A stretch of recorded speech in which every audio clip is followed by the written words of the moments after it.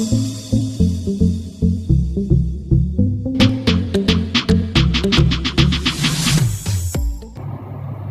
Hello guys, welcome back to my channel the success education. दोस्तों, हम simple interest पढ़ रहे हैं और हमारी 4 क्लासेस हो चुकी हैं इस चैप्टर की। और जो भी इस चैप्टर से रिलेटेड बेसिक्स जितना भी है मैंने क्लियर करा दिया है। और एक इफेक्टिव रेट का कंसेप्ट कल की क्लास में मैंने आपको कराया था और उससे रिलेटेड क्वेश्चन भी कराए थे। तो आई होप कि आपको सब कुछ क्लियरली समझ आ रहा होगा। तो आइए अपना सफ़र कंटिन्यू रखते हैं कुछ खूबसूरत क्वेश्चंस के साथ। और एक और कंसेप्ट हम आज जानने की कोशिश करेंगे। 2-3 टाइप के क्वेश्चंस होते हैं जो हमें अक्सर पूछे जाते हैं। तो आइए शुरू करते हैं। दोस्तों, ये जो कंसेप्ट होता है ये रिलेटेड होता है समानता जो हमें मिलती है, यानी जो समान ब्याज या फिर समान मिश्र धन हमें मिलता है उससे रिलेटेड ये कंसेप्ट होता है। माना कि कोई भी एक मूलधन है P, ठीक है, कोई भी एक मूलधन है P और आपने इस मूलधन को 2, 3, 4 जितने भी हिस्सों में डिवाइड कर दिया, ठीक है। तो ये जो मूलधन है आपने इसको ब्याज पे उधार दिया, तो माना 3 पार्ट्स में उधार दिया। ऐसा नहीं है कि आपने 10,000 रुपये किसी एक को किसी फिक्स रेट ऑफ इंटरेस्ट पे किसी फिक्स ऑफ टाइम के लिए पकड़ा दिया, नहीं। आपने इस 10,000 रुपये को माना एक को 2,000 दे दिए, एक को 3,000 और एक को 5,000। इस तरीके से बांट के जब हम किसी मूलधन को उधार देते हैं तो वहाँ हम एक अलग रेट रखते हैं, अलग टाइम पीरियड रखते हैं तीनों पार्ट्स में। तो उस कंडीशन में हमें जो क्वेश्चन में दिया जाता है वो दिया जाता है या तो तीनों कंडीशन से हमें समान ब्याज मिल रहा है या फिर तीनों कंडीशन से हमें समान मिश्र धन मिल रहा है, ठीक है दोस्तों। तो इस टाइप से हमें क्वेश्चन दिया जाता है। तो कैसे करते हैं इन क्वेश्चंस को, तो आइए समझने की कोशिश करते हैं। तो सबसे पहले कंसेप्ट समझते हैं।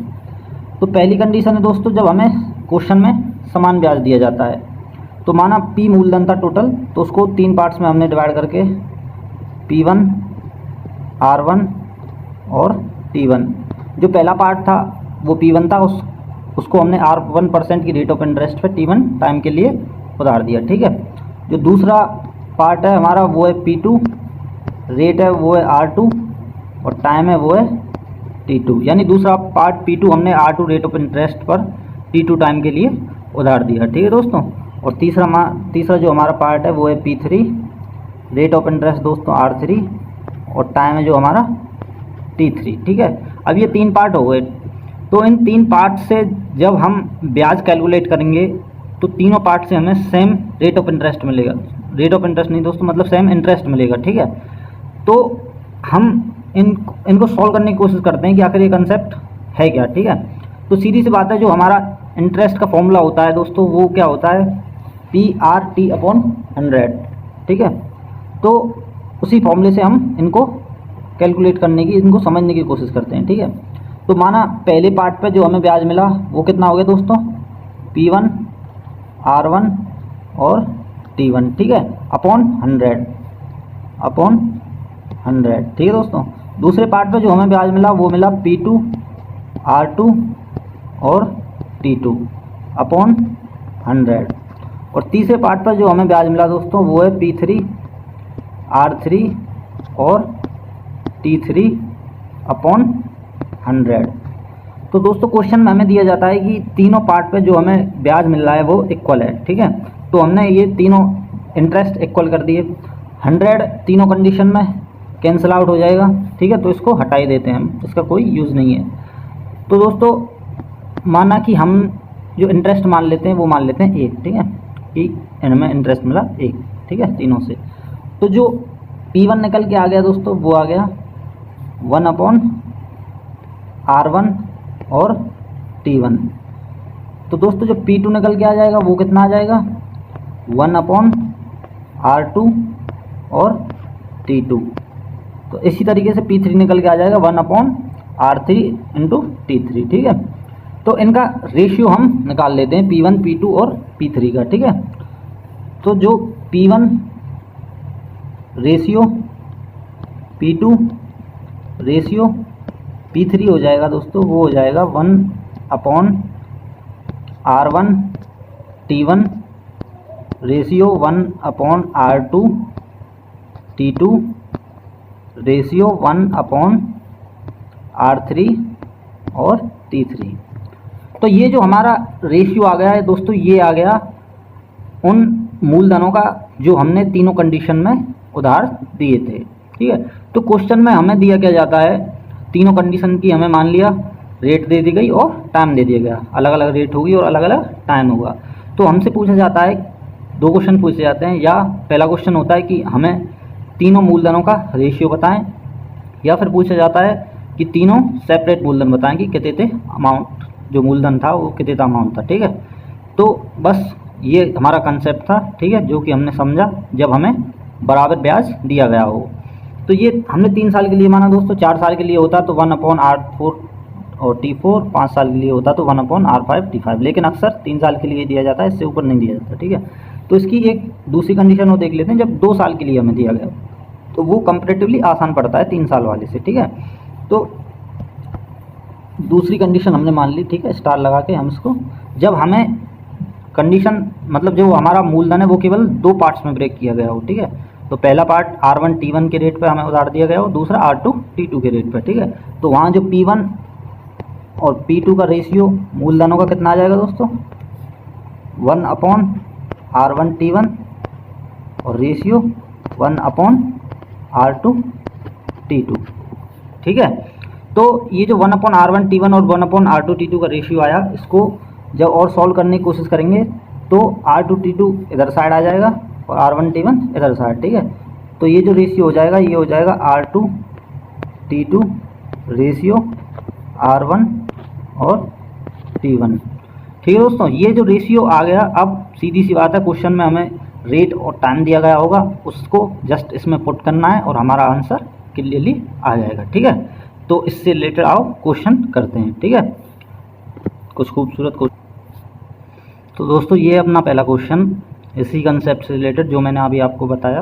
ठीक है, तो क्वेश्चन में क्या हमसे क्या कहा गया है, 12,000 रुपये की धनराशि को 2 भागों में इस प्रकार विभाजित किया जाता है कि पहले भाग पर 12% वार्षिक दर से 3 वर्ष का साधारण ब्याज, दूसरे भाग के 16% वार्षिक दर से 4.5 वर्ष के साधारण ब्याज के बराबर है। तो हमसे पूछ रहा है कि पहले तथा दूसरे भाग का रेशियो यानी कि अनुपात बताएं। ठीक है, तो यही कंसेप्ट है जो मैंने अभी आपको समझाया।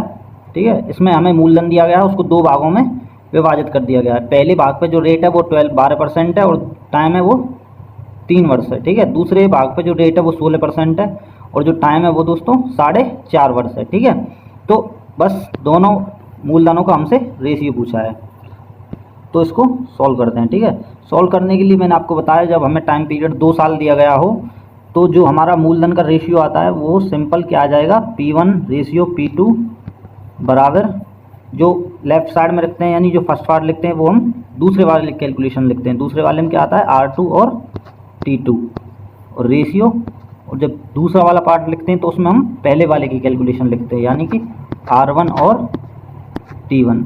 ठीक है दोस्तों, अब हम जस्ट इसमें वैल्यू पुट करेंगे और हमारा जो मूलधनों का रेशियो वो हमें मिल जाएगा।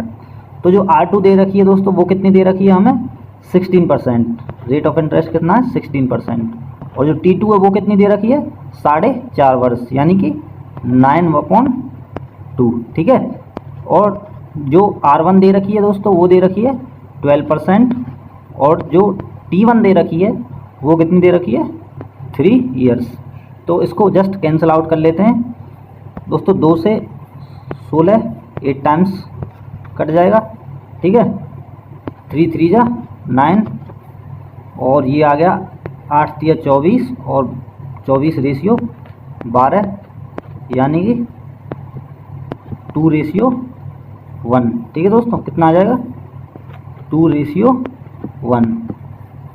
देखो ये तो आ गया हमारा मूलधनों का रेशियो जो हमसे क्वेश्चन में पूछा था। ठीक है, अब इसी क्वेश्चन में हमसे थोड़ा एक्स्ट्रा और पूछ सकता है, क्या पूछ सकता है कि दोनों मूलधन सेपरेट बताएं कि आखिर दोनों मूलधन का अमाउंट कितना कितना है। ठीक है, तो वो हम इजीली निकाल सकते हैं क्योंकि हमें टोटल मूलधन पता है जो कि उसने उधार दिया है। ठीक है, टोटल उसने 12,000 रुपये उधार दिए हैं, कितने 12,000। ठीक है, तो दोनों पार्ट्स का हमें रेशियो पता चल गया, पहला पार्ट 2 और दूसरा 1। ठीक है, तो ये टोटल कितने पार्ट हो गए 3, कितने हो गए दोस्तों 3। ठीक है, और इस 3 की वैल्यू कितनी है हमारे पास, टोटल 3 क्या है टोटल मूलधन, ठीक है। तो इस टोटल की वैल्यू कितनी है 12,000, ठीक है। तो ये दोस्तों कितने मल्टीपल बैठा है 3 चौका 12, यानी कि 4,000 मल्टीपल पर बैठा है। तो इसी 4,000 को जस्ट इसमें मल्टीप्लाई करना है, ठीक है। तो ये आ जाएगा 8,000 और ये आ जाएगा 4,000, यानी कि जो हमारा पहला पार्ट था वो था 8,000 रुपये और जो दूसरा पार्ट था वो था 4,000 रुपये, जो कि उसने उधार दिए, ठीक है। तो ये क्वेश्चन होता है दोस्तों, बहुत ही आसान क्वेश्चन होता है। जस्ट जो मैंने अभी आपको बताया वही चीज़ अप्लाई करनी है और आंसर बहुत ही जल्दी आ जाएगा, ठीक है। तो चलिए एक आध दो क्वेश्चन और करने की कोशिश करते हैं इसी कंसेप्ट पे बेसिस। तो दोस्तों ये अपना नेक्स्ट क्वेश्चन। इस क्वेश्चन में बस डिफरेंस इतना है कि पहला क्वेश्चन हमें 2 साल के लिए दिया गया था कैलकुलेट करने के लिए, मतलब 2 पार्ट्स में डिवाइड था जो मूलधन था, और ये जो मूलधन है वो हमारा 3 पार्ट्स में डिवाइडेड है, ठीक है। तो जो कंसेप्ट है वो मैंने आपको बता दिया है, ठीक है। तो क्वेश्चन क्या है, 13,000 रुपये को 3 भागों में इस प्रकार बांटा गया है कि पहले भाग को 5% की दर से 6 साल के लिए तथा दूसरे भाग को 4% की दर से 5 साल के लिए तथा तीसरे भाग को 10% की दर से 4 साल के लिए दिया गया। तो पूछ रहा है कि तीनों से प्राप्त साधारण ब्याज बराबर है, तो तीनों पार्ट्स बताएं, यानी कि जो मूलधन हमने 3 हिस्सों में बांटा वो तीनों किस किस अमाउंट में हमने बांटे वो अमाउंट बताएं, ठीक है। तो सिंपल क्वेश्चन है, आइए करते हैं, ठीक है। तो देखो जो हमारा मूलधन का रेशियो तीनों पार्ट्स में होगा वो क्या होगा, P1 P2 और P3, ठीक है। P1 P2 और P3। जो हमारा रेशियो P1 P2 P3 का होगा वो दोस्तों क्या होगा 1/R1 और T1 रेशियो 1/R2 और T2 रेशियो 1/R3 और T3, ठीक है दोस्तों। जस्ट वैल्यू पुट करनी है and you will get the answer.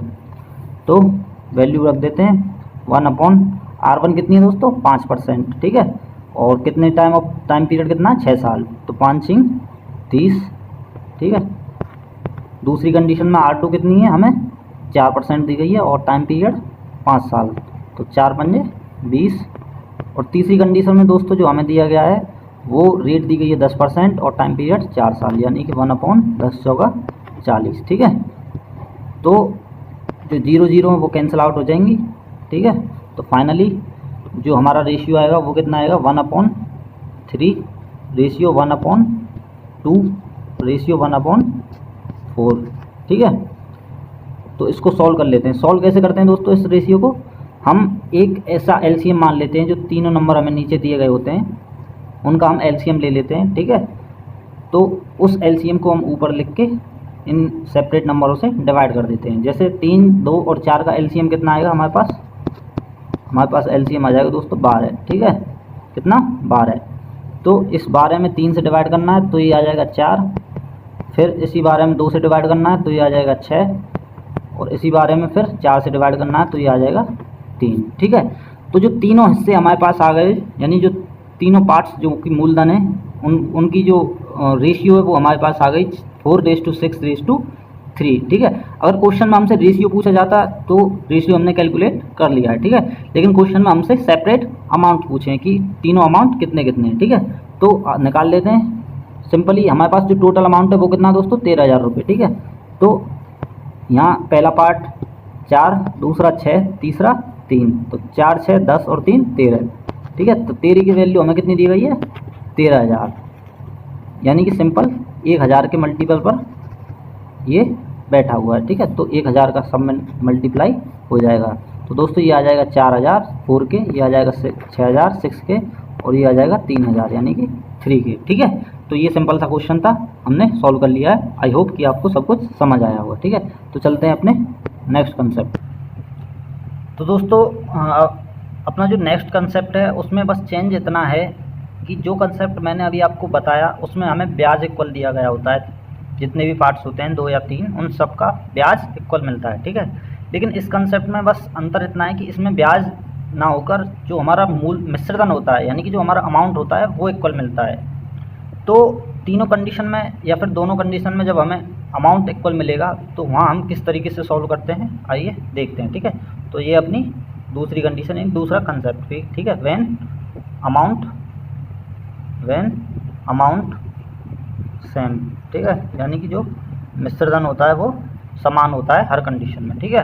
तो इसमें क्या होता है, देखो जो P1 P2 और P3 का रेशियो उसमें मैंने आपको बताया था, ठीक है, क्या बताया था, रेशियो बताया था। उसमें बस इतना, इस कंसेप्ट में उससे इतना अंतर होता है कि यहाँ 100 ऐड हो जाता है हर नंबर में, 100 R1 T1, 100 R2 plus R2 T2, और रेशियो जो थर्ड पार्ट आ जाएगा वो आ जाएगा दोस्तों 100 प्लस R3 और T3, ठीक है।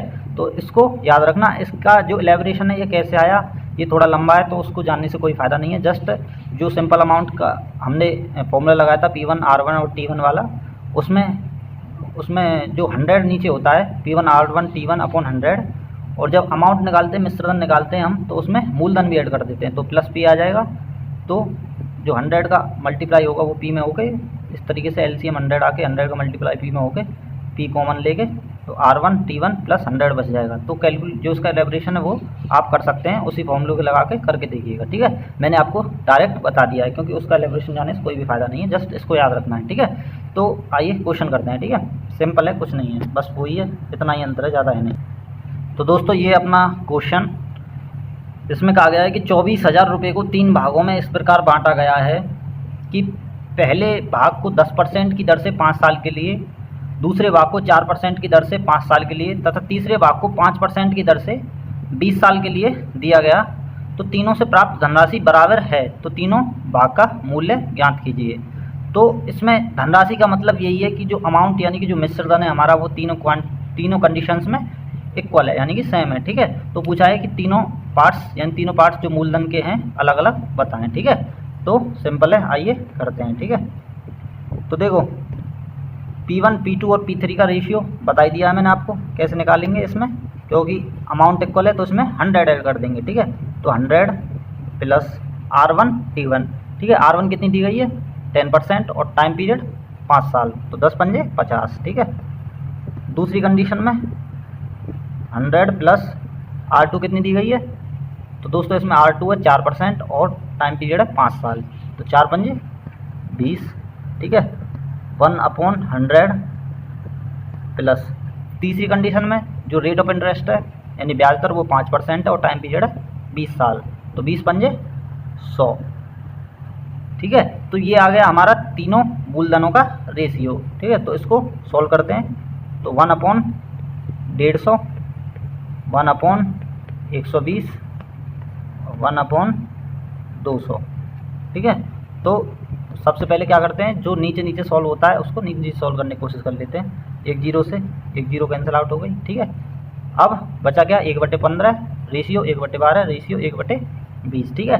तो अब इस रेशियो को सॉल्व करना कैसे बताया मैंने आपको, एक एलसीएम मान लेते हैं इन तीनों नंबरों का जो भी कॉमन होगा, ठीक है। तो इनका कॉमन हमें क्या दिख रहा है, एलसीएम 60, कितना दोस्तों 60, ठीक है। 60 15 से भी डिविजिबल है, 12 से भी और 20 से भी, ठीक है। तो अब 15 का भाग 60 में देंगे तो ये आ जाएगा 4, 12 का भाग 60 में देंगे तो ये आ जाएगा दोस्तों 5, और 20 का भाग 60 में देंगे तो ये आ जाएगा 3। तो ये जो 4:5:3 आया है ये हमारा क्या है, तीनों मूलधनों का रेशियो, ठीक है, जो हमने तीनों पार्ट्स में अलग अलग उधार दिए। अब दोस्तों हमसे अगर रेशियो पूछा जाता तो हम रेशियो निकाल देते, ठीक है। देखो कंसेप्ट सेम है। अब इस क्वेश्चन को कई तरीके से पूछ सकता है वो, ठीक है। पूछ सकता है कि तीनों पार्ट्स का रेशियो बताएं, पूछ सकता है पहले या दूसरे पार्ट्स का रेशियो बताएं, पूछ सकता है पहले या तीसरे पार्ट्स का रेशियो बताएं, पूछ सकता है कि तीनों जो मूलधन है उनका अमाउंट बताएं यानी उनकी मात्रा बताएं, ठीक है। तो किसी भी तरीके से क्वेश्चन घुमाए हम उसको सॉल्व कर सकते हैं, बस हमारे पास एक बार तीनों का रेशियो आ जाए, ठीक है। तो अब हमसे क्या पूछा है, हमसे पूछा है तीनों भाग का मूल्य बताएं, यानी कि वो कितने रुपये हैं जो हमने उधार दिए, ठीक है। तो जो तीनों पार्ट्स का रेशियो हमारे पास आ गया 4, 5 और 3, ठीक है। यानी कि 4, 5, 9 और 3 12, ठीक है। टोटल 12 हमारे पास यूनिट हैं। अब 12 यूनिट का मान जो हमें दिया गया है दोस्तों वो दिया गया है 24,000, कितना 24,000, यानी कितने मल्टीपल पर बैठा है दोस्तों 2000 के, 12 दूनी 24 हो जाता है, ठीक है। तो ये मल्टीपल आप आई होप कि समझ रहे होंगे कि क्या होता है, ठीक है। ये मल्टीपल वही होता है जो एक संख्या किसी मल्टीपल बैठी हो तो वही बाकी की संख्याएं जो होती हैं उस संख्या से रिलेटेड वो भी उसी मल्टीपल पर बैठी होती हैं, ठीक है। तो ये सारी संख्याएं 2000 के मल्टीपल पर बैठी हुई हैं। तो 4 दूनी ये आ जाएगा 8 के का मतलब दोस्तों 1000 होता है, ठीक है। और ये आ जाएगा दोस्तों 5 दूनी 10 के, ठीक है। और ये आ जाएगा 3 दूनी 6 के। तो ये हमारा आंसर निकल आया। तीनों सेपरेट पार्ट हमने निकाल दिए, 8, 10 और 6, ठीक है। तो हमारा जो क्वेश्चन में जो ऑप्शन सही हो जाएगा दोस्तों वो हो जाएगा बी वाला ऑप्शन, ठीक है, बी। तो आइए नेक्स्ट क्वेश्चन करते हैं, ठीक है। तो दोस्तों ये अपना नेक्स्ट क्वेश्चन, ये इस टाइप का क्वेश्चन नहीं है जो मैंने अभी आपको कंसेप्ट बताया, तो वो जो कंसेप्ट मैंने अभी आपको समझाया उनसे रिलेटेड मैंने क्वेश्चन आपको करा दिए हैं। तो ये नेक्स्ट क्वेश्चन है, लेकिन इसमें जो हमसे कहा गया है वो भी मिश्रधन बराबर दिया गया है, ठीक है। तो क्वेश्चन कर लेते हैं, जस्ट सिंपल क्वेश्चन है। तो क्या पूछा गया है, 800 रुपये 12% वार्षिक साधारण ब्याज की दर से उधार लेता है ए, यानी कोई ए आदमी है, वो 800 रुपये 12% वार्षिक साधारण ब्याज की दर से उधार लेता है, तथा बी 910 रुपये 10% वार्षिक साधारण ब्याज की दर से उधार लेता है। तो कितने वर्ष बाद उनका कर्ज बराबर हो जाएगा, ठीक है। तो कर्ज का मतलब है कि जब उसने 800 रुपये उधार लिए, ठीक है, तो एक टाइम पीरियड के बाद उस पर ब्याज भी बनेगा कुछ मूलधन पर, ठीक है। तो वो सारा उस पर क्या चलता आ रहा है, कर्ज ही तो चल रहा है। जो मूलधन लिया वो भी उस पर कर्ज है, ठीक है, और जो ब्याज बनना है वो भी कर्ज के रूप में ही तो ऐड हो रहा है, ठीक है। तो कर्ज का मतलब होता है दोस्तों मिश्रधन, यानी कि अमाउंट। तो क्वेश्चन में हमसे पूछा है कि कितने टाइम बाद उन दोनों का जो कर्ज है यानी कि जो अमाउंट है वो इक्वल होगा, ठीक है। तो करते हैं, ये सिंपल क्वेश्चन है, इसको जस्ट हम प्रैक्टिस के लिए कर रहे हैं, ठीक है। तो देखो इसको यहाँ लगा देते हैं। इसमें कहा गया है कि ए 800 रुपये उधार लेता है, ठीक है। तो जो हमारा अमाउंट होता है दोस्तों वो क्या होता है, मूलधन प्लस सिंपल इंटरेस्ट, ठीक है। सिंपल इंटरेस्ट क्या होता है, PRT/100, ठीक है। तो इसी को अप्लाई करना है। तो जो A1 है, पहली कंडीशन में A1, दूसरी में A2, वो दोनों इक्वल हैं, ठीक है। तो पहली कंडीशन का मूलधन कितना है, 800, ठीक है। इस 800 पे जो हमें सिंपल इंटरेस्ट मिल रहा है वो कितना मिल रहा है दोस्तों, 800 मल्टीप्लाई इफेक्टिव रेट कितनी हो जाएगी, एक साल के लिए कैलकुलेट करने के लिए बोल रहा है दोस्तों, तो 12/100, ठीक है। 12% हो जाएगी एक साल के लिए, तो सिंपल, ठीक है। दूसरी कंडीशन में जो हमारा मूलधन दिया गया है वो कितना दिया गया है, वो दिया गया है दोस्तों 910 रुपये, ठीक है, plus simple interest. Simple interest कितना हो जाएगा, 910 मल्टीप्लाई 10/100, ठीक है। तो इसको सॉल्व करने की कोशिश करते हैं। ये 800 तो 800 ही रहेगा, ठीक है, प्लस 2 जीरो से 2 जीरो कैंसिल आउट हो जाएंगे यहाँ, तो 12×8 96। दोस्तों यहाँ टाइम नहीं लिया हमने, सॉरी, ठीक है। ये PRT/100 होता है ना, तो P तो ये हो गया, R ये हो गया, और T टाइम हमने लिया नहीं, ठीक है। टाइम जो है वो दोनों ही कंडीशन के लिए इक्वल है, ठीक है। तो यहाँ भी फिर हमें T मानना पड़ेगा, ठीक है। तो ये हो जाएगा दोस्तों 96T बराबर ये 910 प्लस 91T, ठीक है। तो अब जो T वाले टर्म्स हैं उनको एक साइड ले आते हैं और बाकी के जो कांस्टेंट टर्म है उनको दूसरी साइड रख लेते हैं, ठीक है। तो 91T को दोस्तों इधर ले आएंगे, तो 96 में से 91 जब सब्ट्रैक्ट होगा घटेगा तो कितना बच जाएगा, 5T। दूसरी तरफ दोस्तों 910 है, इसमें से 800 घटेगा तो कितना बच जाएगा, 110, ठीक है। तो 5T का जो मान है वो कितना आ गया दोस्तों, 110। तो T की वैल्यू कितनी आ जाएगी, 110/5, यानी कि 22 साल, ईयर, ठीक है दोस्तों। क्वेश्चन आसान था, जस्ट प्रैक्टिस के लिए हमने किया था, लेकिन कंसेप्ट वो नहीं था जो मैंने आपको बताया। बस इतना इसमें सेम था कि इसमें भी जो मिश्रधन है यानी कि जो अमाउंट है वो हमें सेम दिया गया था, तो इसलिए मैंने आपको करा दिया था, ठीक है। तो दोस्तों ये अपना नेक्स्ट क्वेश्चन, ये थोड़ा सा डिफरेंट क्वेश्चन है दोस्तों। जो इफेक्टिव रेट का कंसेप्ट मैंने आपको बताया था, तो उसमें मैंने आपको क्वेश्चंस में इफेक्टिव रेट का यूज़ करना बताया था, ठीक है। लेकिन ये जो क्वेश्चन है ये आधारित होते हैं दोस्तों इफेक्टिव रेट पर ही, लेकिन ये पूछते हैं ना कि उसका यूज़ करते हैं, ठीक है। इनमें क्या होता है कि जो कोई भी मूलधन होता है वो 2-3 पार्ट में हम डिवाइड करके अलग अलग रेट ऑफ इंटरेस्ट पे उधार दे देते हैं, ठीक है।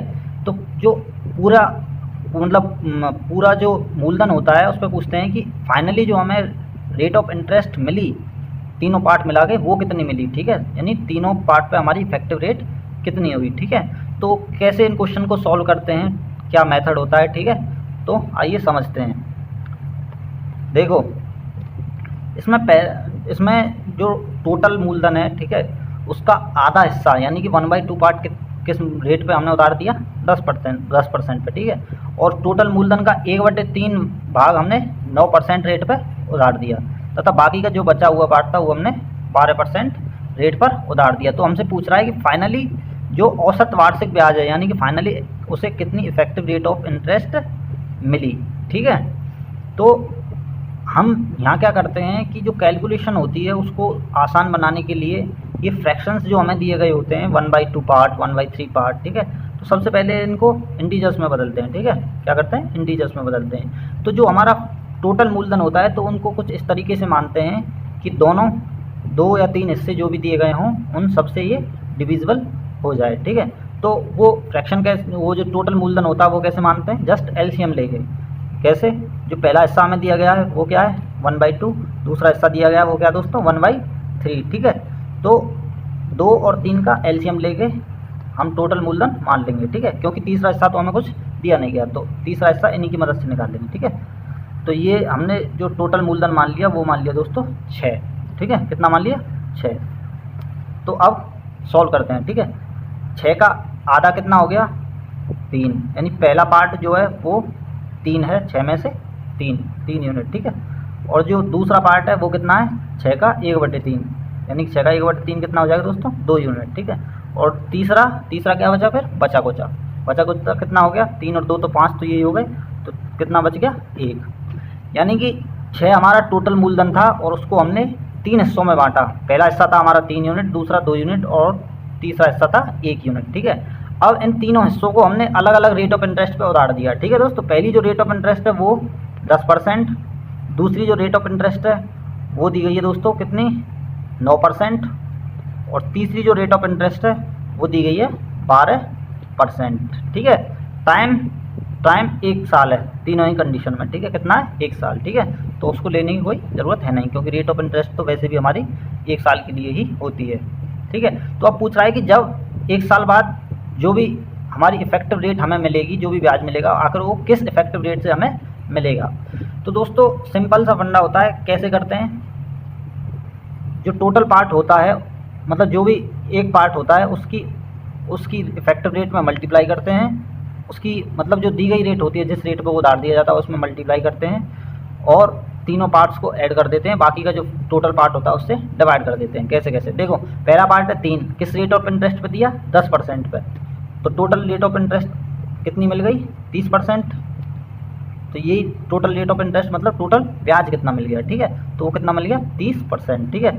दूसरा जो पार्ट है वो कितना है 2, ठीक है, किस रेट ऑफ इंटरेस्ट पर उधार दिया 9% पर, तो कितना ब्याज मिल जाएगा 9 दूनी 18%, ठीक है।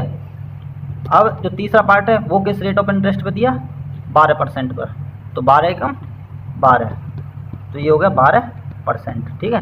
तो यानी पहले पार्ट से हमें ब्याज मिला 30% का, दूसरे पार्ट से हमें ब्याज मिला 18% का, और तीसरे पार्ट से हमें ब्याज मिला दोस्तों 12% का, ठीक है। अब जो टोटल पार्ट है उसका हम डिवाइड कर देंगे। टोटल पार्ट कितना है हमारा 6, कितना है 6, ठीक है।